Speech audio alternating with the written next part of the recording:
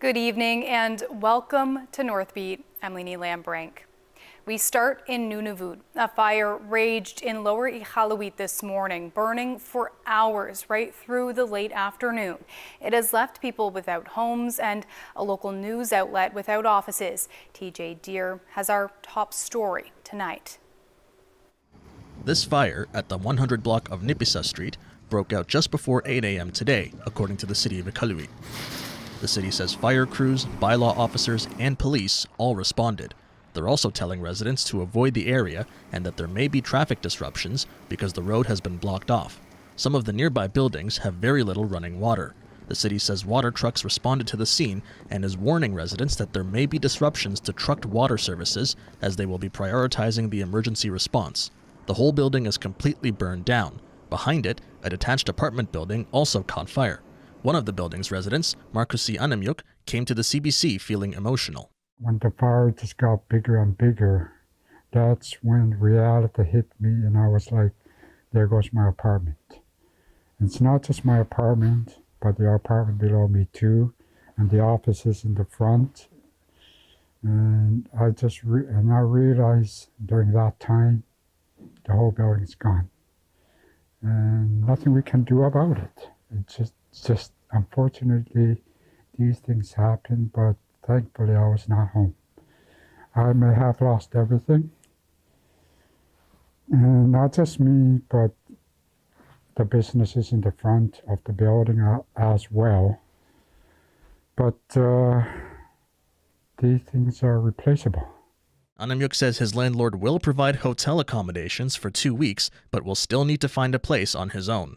One of the businesses is a local newspaper, Nunatsiaq News and Ayaya Communications. Their assistant publisher, Julia Roberts, gave her reaction from Ottawa. That's quite unfortunate, and so I got notified at about 8 o'clock this morning that the building was on fire, and my colleague Jason in Iqaluit drove down. So we were lucky it happened outside of office hours, so there's no one in the building. All the staff were safe, so that's the most important thing. Roberts said everyone that worked in the building is now working from home. The city says no injuries have been reported. They've also been unable to determine the cause of the fire or where it started. TJ Deere, CBC News, Iqaluit. Indigenous governments and organizations in the NWT are getting money for last year's wildfires, $15 million from the federal government. It makes up for costs like accommodations, flights, and cultural support. Climate-related emergencies like last year are becoming more and more frequent and will require all of us working together to address these events and ensure that people in communities are safe and well supported. McLeod says Indigenous governments affected by the 2023 wildfires have already received their portion of the $15 million. He says the amount each received was based on what they needed. Last summer's wildfires didn't just impact the NWT, they were burning across the country, including all the way in Nova Scotia. The scale was unprecedented for the province, and preparations this spring have been intense. The CBC's Gareth Hampshire reports. If the volunteer firefighters in Barrington are called out to forest fires this year, they'll all have new wildland protective equipment. Their normal gear is designed for structure fires. It's a lot heavier, and you can't wear that fighting wildland fires because it's too hot and you'd be overcome by heat exhaustion way faster. And there are more volunteers this season after a boost in numbers following the fire.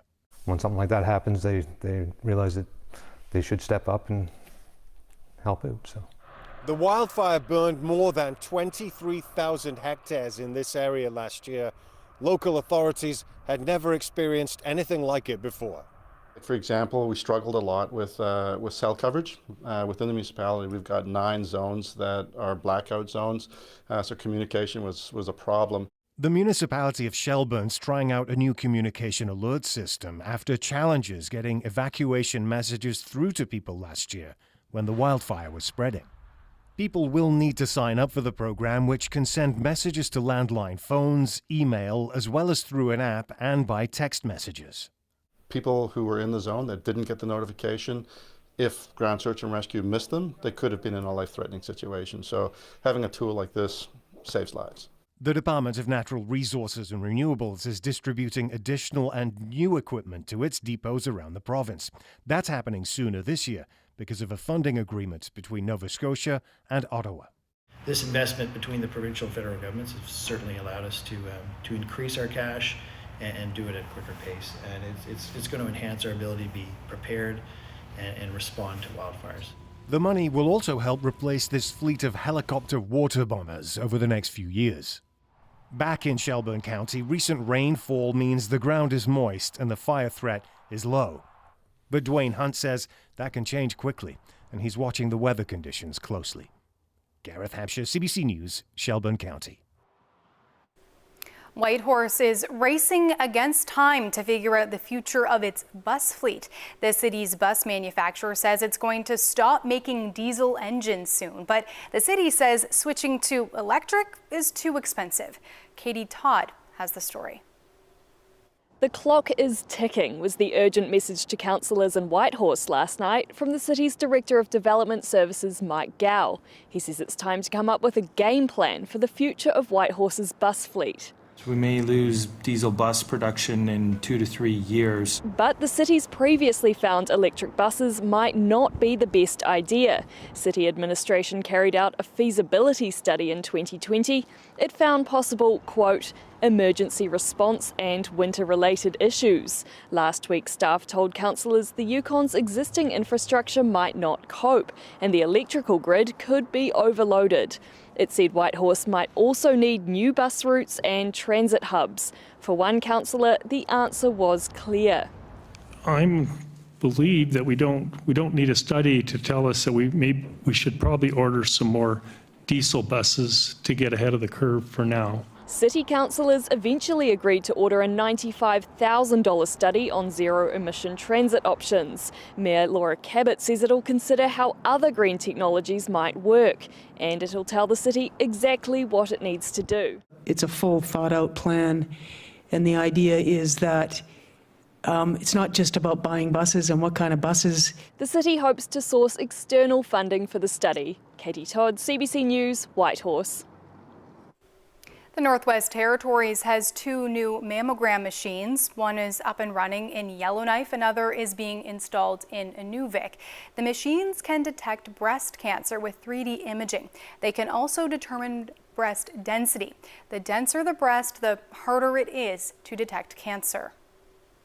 Once you get your screening on your breast report, like once you have your mammography screening done, a radiologist reviews, and then they can put you into what's called the breast density category, A, B, or C, and D.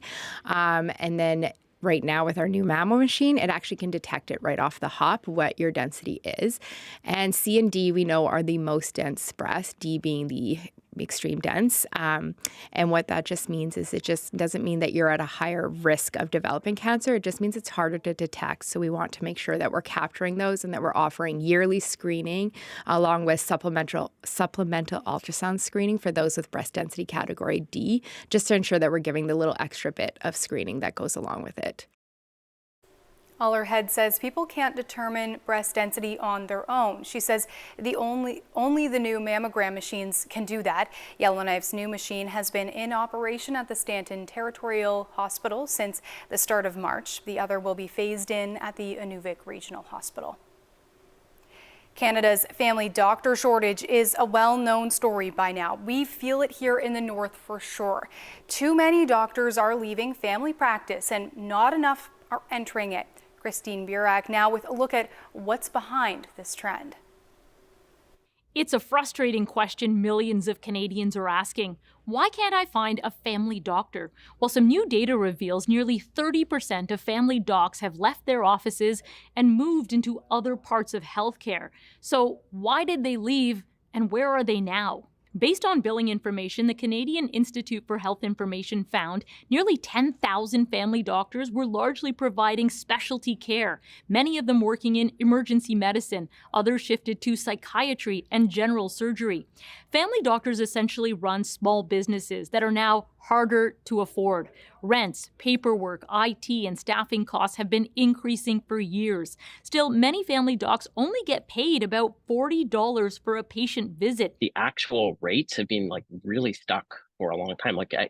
If you think about that, I don't know if maybe people think of things in their lives like how much you pay for a haircut, how much you take when you take your pet to the vet, how much you pay when you go to the dentist. I love being a family doctor, and there's really nothing else I ever wanted to do. But after nearly 3 decades in family medicine, Dr. Fan Hoa Mung is closing her practice in Mississauga, Ontario. She says she never rushed through patients, but now she's overwhelmed with paperwork and can't afford to hire one registered nurse to save their practice.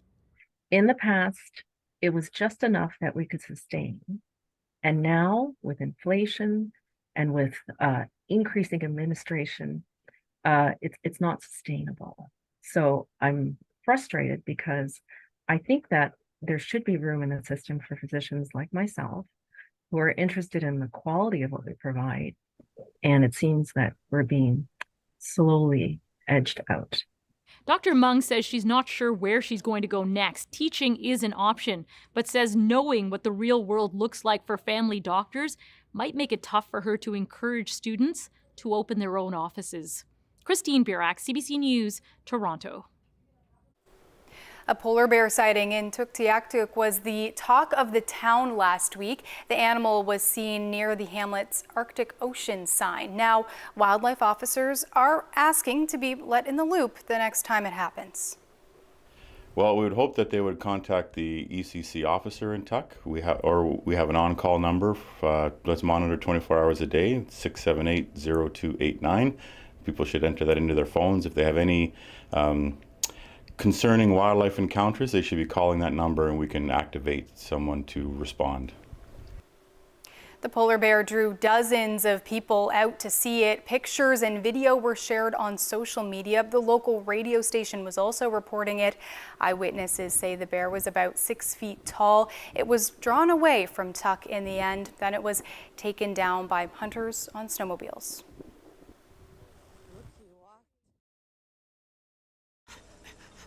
Makimuksak palilaw kapta awla yina lakpo kugyang mulo amalo kokbiyo yamo kinga diwaling mulo pangolo asyang miu muna toy mo ino daily takpa makimuksak palilaw mo mutay mabuhat taling ni pilariyo lak mo inyo amichwalu walang muta.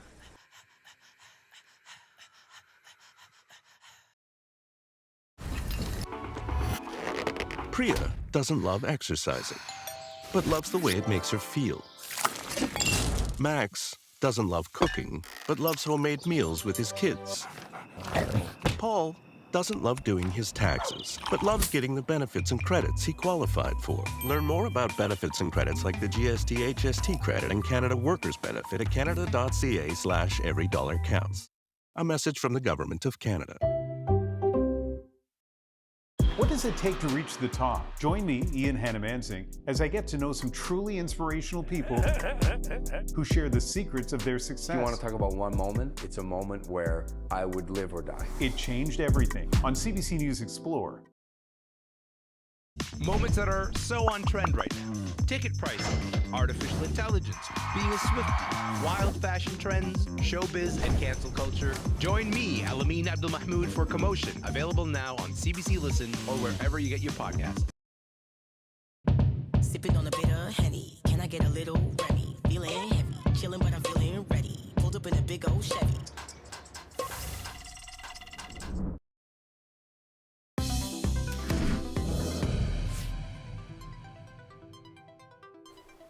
Six people are missing tonight, presumed dead after a container ship rammed into a bridge in Baltimore. It happened early this morning.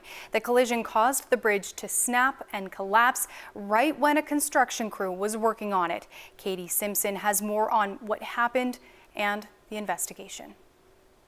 Here's what we can see of what's left of the Key Bridge after this horrific disaster that took place early this morning. Pieces of metal debris are jutting out of the water, and just beyond what's left of the bridge, is the cargo ship in question. Authorities say it was just before 1:30 this morning when the cargo ship experienced some sort of power issue as it was trying to leave the Baltimore harbor. That's when it collided with a support beam of this bridge, causing it to collapse into the water below. At the time, there was a construction crew filling potholes on this bridge doing routine maintenance work. 8 members of that crew were thrown into the water. 2 have been rescued, but at this time, 6 remain missing.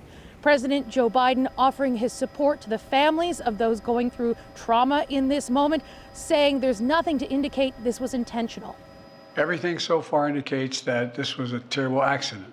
At this time, we have no other indication, no other reason to believe there's any intentional act here. The National Transportation Safety Board is leading the investigation into this incident. At this point, there's nothing to indicate that there was any structural issue with the bridge. What investigators will be focusing on is the ship and the critical moments leading up to the incident. That is part of our investigation, where we look at in depth at safety information, anything that may have occurred prior to this, any sort of safety history with respect to the vessel, any sort of maintenance that was done to the vessel or component on the ship. We will look at all of that. Katie Simpson, CBC News, Dundalk, Maryland. The Arctic Winter Games will be looking into whether future events should be held in March instead of February. This is to avoid warm, previously unseasonable weather interrupting events. So with the Arctic Winter Games considering the impact climate change is having on it, CBC News looked into how the Games are contributing to climate change. CBC's Luke Carroll spoke with climate experts about what the Games could do to be more environmentally friendly, and he joins me today. So Luke, tell us about the emissions that are generated by this event. Yeah, so I reached out to the Arctic Winter Games International Committee about this subject. So they had 12 charter flights used for the event, and approximately 2,000 participants attended. A spokesperson says these flights were all at capacity. So I put those numbers into several online carbon calculators.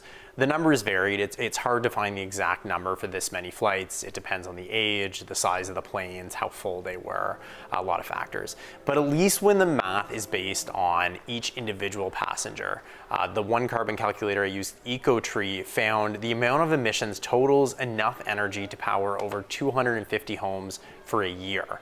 And as we all know, there's no choice. There's no alternative options to get to the Games. But after speaking with some environmental experts, despite the necessity of air travel, there are mitigation measures that are possible.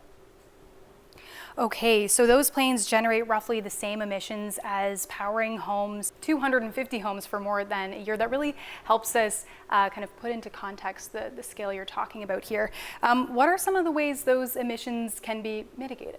So the main one is carbon offsets. This is essentially where you pay money towards a project that, in theory, removes the amount of carbon you have emitted. So an example would be planting trees or preventing trees from being deforested. So I spoke with Carlos Silva. He's a scientist at a company called Pachama. And what Pachama does is monitor carbon offset programs with satellites to see what is actually creating a net reduction in carbon. So I asked him about what options the Games have in reducing emissions. At the end of the day, yeah, I mean, the transition to fully, there's obviously work on emissions-free airline travel, and so that is not in any near-term thing going to happen in the next 5 years or certainly the next year. So yeah, I mean, carbon offsets are really the only way to eliminate what we call these kind of hard-to-eliminate residual emissions. And he wasn't alone in saying this. I spoke with Pierre-Olivier Pinault, who is a professor in energy policy at HEC Montreal, and he says that in terms of serious immediate reductions, that's kind of the only policy. But he says the Games could also make a future plan to reduce its impact. So like Silva mentioned, there is work being done on sustainable aviation fuels. So these are fuels that emit very low carbon. So those aren't commercially available yet. But Pinault says that if a big event like the AWG says it will only fly with sustainable fuels once they're available, this could push airlines to start fast tracking that commercially available option. Okay, so carbon offsets can be a way to mitigate these emissions until more sustainable forms of aviation and aviation fuel are available. Did experts tell you about any other solutions or options here? So one really bold suggestion I heard was from a research scientist named Grayson Badgley. He works for a company called Carbon Plan. So this is a company that analyzes climate policies and solutions for the public and private sector, really focused on transparency there. So his idea was almost philosophical in that it wasn't to offset or counteract the flights themselves, but to use the games as a way to move forward climate projects. And so this could be things like maybe communities that are hosting the events. There's a pool of money that everyone pays into, that the government pays into, the sponsors pay into, I don't know, that goes and helps insulate homes in the community. That goes to help nearby homes transition to heat pumps. Now, again, the games are, it sounds like, mainly looking at their financial sustainability. It's unclear if they're going to consider, how to make it more environmentally sustainable. But these are just some ideas if they do decide to consider that. Okay, what are the organizers of the Arctic Winter Games saying about all this? So I spoke with John Rutta, who's the president of the AWG International Committee, and he says organizers do want the games to be more sustainable environmentally. He said there's been games where they've aimed to limit the amount of waste at the cafeteria. And now they're holding the sustainability review, and he said it could look into the possible environmental impact, Leni. Okay, thanks for your work on this, Luke. Thanks for having me here. Now, a story that might make your sweet tooth ache. For people who celebrate Easter, chocolate plays a central role. Tasty eggs and bunnies are a common sight, but it could cost more to fill those baskets this year. The price for chocolate has soared. The CBC's Nisha Patel looks at why it's happened and why it may only be the beginning. This small chocolate maker is facing a bitter reality. There's been an obvious increase that we're feeling from our suppliers. The cost of cocoa, the key ingredient in all this chocolate, is way up, and that's showing up on store shelves. We're struggling to make ends meet without increasing prices to the point where they're no longer affordable. Cocoa prices have nearly doubled since January, hitting record highs. One big driver, disappointing harvests in West Africa. Very unseasonal weather patterns, too much rain, not enough rain, but there's also a prevalence of disease. So even as inflation eases around the world, extreme weather events can still damage crops, leading to huge swings in prices. Unless we put into action very quickly our climate commitments, we're going to continue to see disruptions to our food systems. And experts predict the supply shortage may not be over. Because the expectations are that the 24 crop is going to be even less than the 23 crop was. It's looking pretty bleak. Take these Cadbury chocolate eggs. Last year, they rang up at $17 a bag. This year, they can cost as much as $22.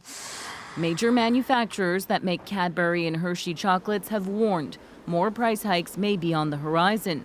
Consumers could also get less bang for their buck. Or they're going to look at adjusting package architecture and shrinking pack size a little bit. Definitely have noticed that the portion sizes are a little bit smaller. Prices have gone way up across the board, so yeah, it's a little bit tough for sure. Some companies are swapping cocoa for cheaper substitutes to save cash, but this shop won't go there. We can't really cut costs on the quality, and we want to keep putting out good quality chocolate. Hoping that will keep chocolate lovers coming through their door. Nisha Patel, CBC News, Toronto. After decades of work and hope and perseverance, the Yellowknife Historical Museum and Interpretive Center has its grand opening today. It showcases the NWT capital's rich history. Prospecting, mining, memorabilia, and food all give visitors an idea of what life was like. Take a look.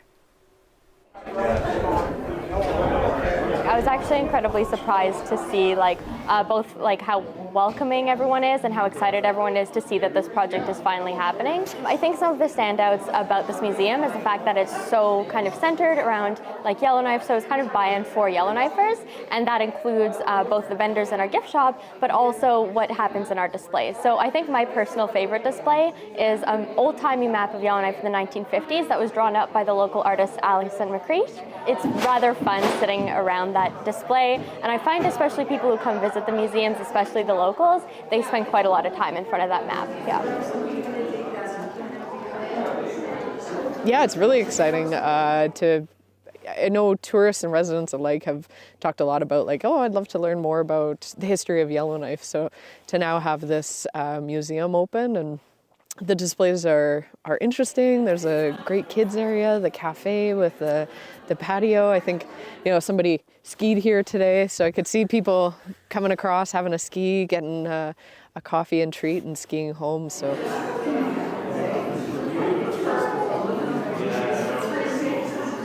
My mother's picture's in there, so that stood out. So I thought, oh, that's good. I got a little name in here, so that was kind of nice. And I mean, it's all, Yellowknife's history has got so much mining in it, and I grew up in those mining days, and so it's kind of nice to. I mean, nostalgia's kind of a nice thing too, right? You think about the old days and people you used to know and stories, and it's a nice reminder. It's just so wonderful to see all the old bits and pieces, the decorations around the top of the rooms, all the old bottles and coffee pots and tools and machinery and a little bit of everything. That's what makes this museum special. Like they've got in the main exhibit hall, they've got a little bit of everything. And I like that because Yellowknife has become an entity in its own right. It's not just prospecting, although that's what got it all started.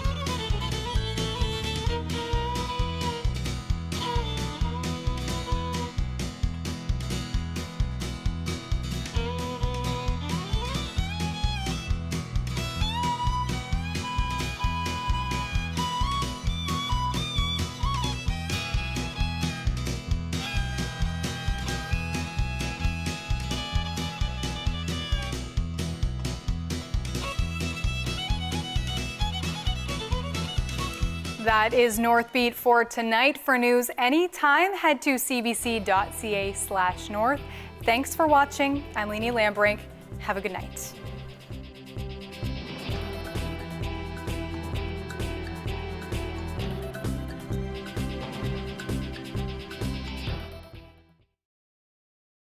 What happens when we transform the country into one massive obstacle course? 20 total strangers are about to find out. Okay, game on! Relationships will be forged and crushed. I want to rip their heads up. In an all-out battle for glory. Oh my God! I'm glad that there's cameras around. Yeah, me too. Do it in, replay. Only one thing's for sure. They are not ready for what's coming. Let's go, baby!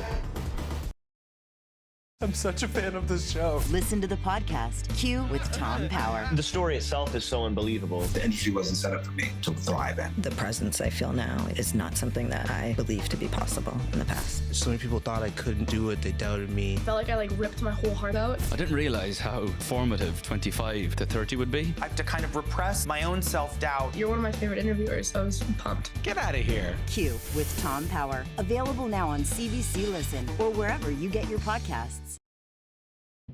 Sipping on a bit of Henny. Can I get a little Remy? Feeling heavy. Chilling, but I'm feeling ready. Pulled up in a big old Chevy. Dance floor stops and Miguel them drops. Queen with the locks and the crown on top. Feet in a box, never sound on pops. If it ain't the Henny, give me crown on rocks. What does it take to reach the top? Meet some truly inspirational people as they share the challenges and secrets of their success. It changed everything on CBC News Explore.